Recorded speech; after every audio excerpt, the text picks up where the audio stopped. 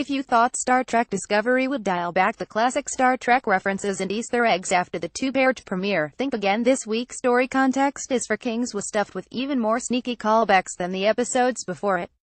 Starting with 1. The title dialogue towards the end of the story is the real source for Episode 3's title. Context is for Kings. Universal law is for lackeys. Context is for Kings. USS Discovery Captain Gabriel Lorca Jason Isaacs tells Michael Burnham Siniqua Martin Green. However, it also has a certain similarity to the title of original series episode The Conscience of the King, which saw William Shatner's Captain Kirk discover a mass murderer hiding in an acting troupe. It's probably just a coincidence, but hey, we love that verbal symmetry. 2. Andorians. For the second time this series, the blue and tinted Andorians get a shout-out via one of Burnham's fellow prisoners commenting that they're cold in all the wrong places. Given that Andorians come from an icy moon, this may be an apt description. 3. Vulcan martial arts. The fighting art mentioned and used by Burnham in the episode is called SUUS Mana, and was previously demonstrated by Vulcan character TPOL in Star Trek Enterprise episode Marauders. 4. The Z Magnus Prize. This prestigious science award is referred to in this week's episode, and it's not its first appearance in Star Trek. It was previously mentioned by Dr. Richard Daystrom in original series episode The Ultimate Computer and Dr. Ira Graves in The Next Generation's The Schizoid Man. 5. Section 31. Certain members of the USS Discovery's crew are seen to be wearing black Starfleet badges in Episode 3, leading some fans to speculate whether they could be part of Starfleet's notorious black-suited Section 31.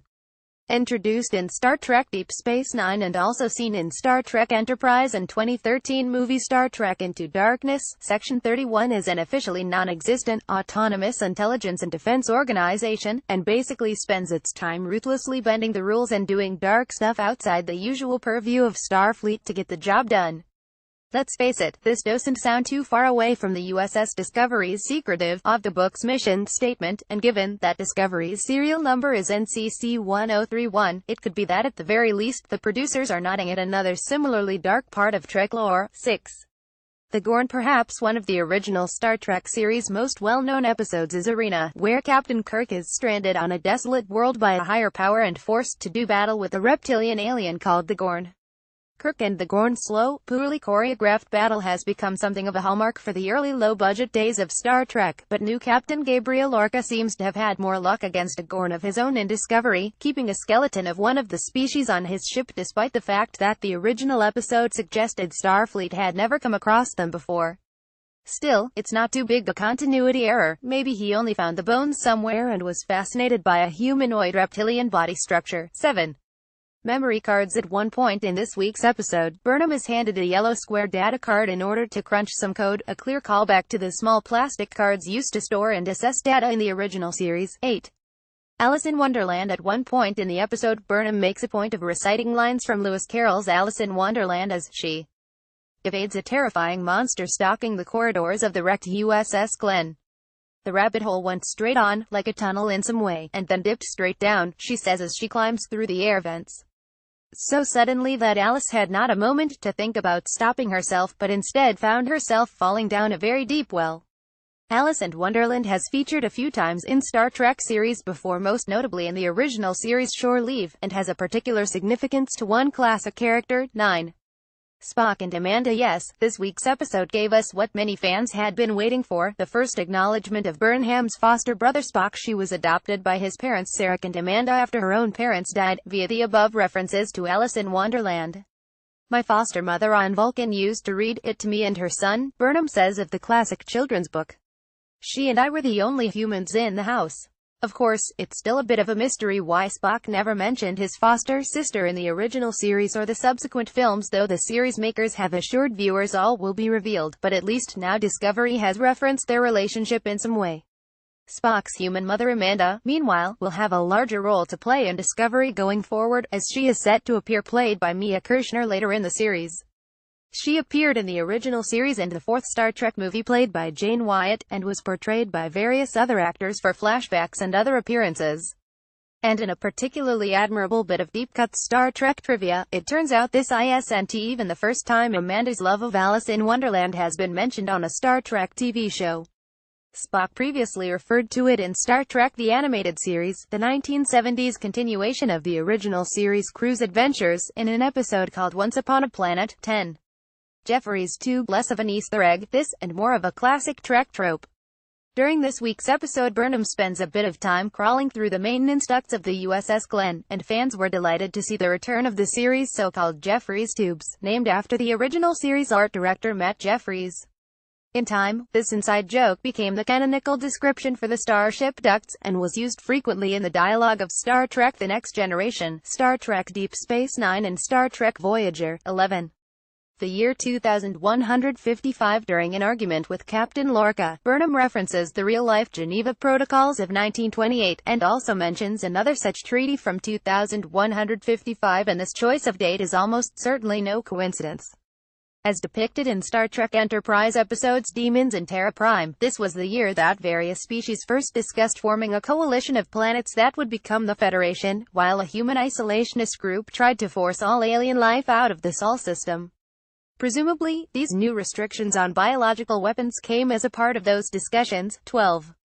Preserver obelisk during Michael's mushroom-fueled journey across the cosmos. Yes, this is a strange storyline. We see hair flashed to several different planets, some of which can be identified from former episodes. Clearest of all is a world with a preserver's obelisk very like the one seen in original series episode The Paradise Syndrome. In that storyline, Kirk and his crew discover such a monument, and eventually puzzle out its function as an asteroid deflector shield, intended to protect primitive species from early destruction.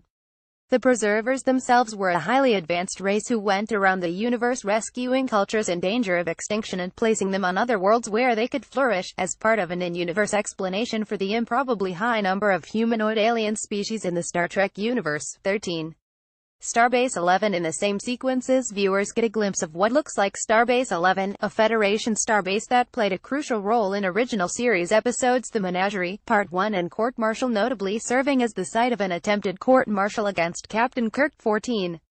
Janus V mining facility. Another original series callback in the sequence shows a settlement that bears a striking resemblance to the Janus V mining colony from 1967's The Devil in the Dark, an episode that saw the Federation's mineral extraction operations disturb the eggs of a creature called the Horta. 15.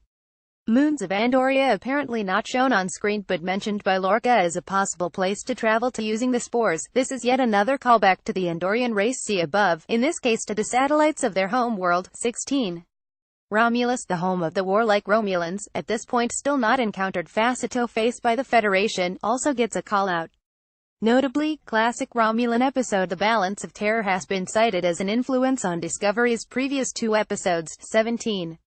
Tribbles. And last but not least, perhaps the biggest piece of fan service in the episode comes from Captain Lorca's unusual pet, a Tribble, one of the cute, fast-breeding alien creatures first introduced in fan-favorite original series episode The Trouble with Tribbles and memorably returned to in Deep Space Nine's Trials and Tribulations among other episodes.